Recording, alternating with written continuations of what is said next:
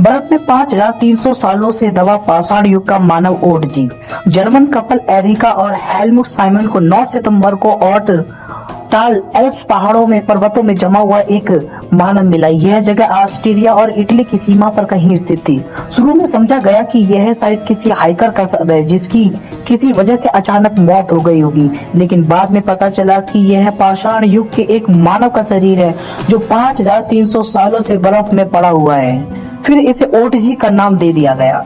कई सालों की सौदेबाजी के बाद एरिका को दक्षिणी टायरोल राज्य की सरकार से $20,04,899 का इनाम मिला। तब तक उनके पति का देहांत हो चुका था। वो पहाड़ों में हाइक करते हुए एक हादसे में मारे गए थे, जिसकी वजह से ओटजी के श्राप जैसी बातें भी चली निकली। इसके बावजूद कोविड से पहले बोल्जानो स्थित पुरातत्व संग्रहालय में ओटजी को हर साल देखने वालों की संख्या 3 लाख के पास हो गई थी।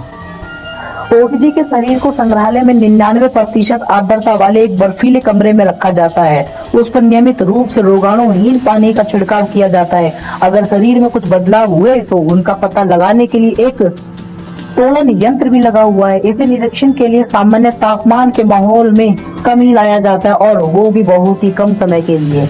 इस तस्वीर के जरिए कल्पना की गई है कि ओटजी कैसा दिखता होगा।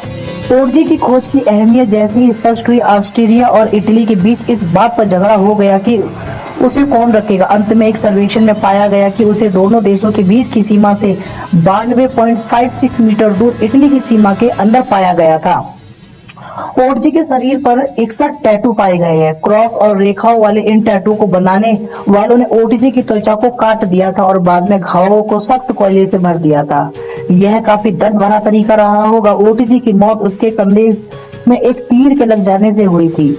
जब उसके शरीर की खोज हुई, वह तीर भी उसके शरीर में गड़ा हुआ था।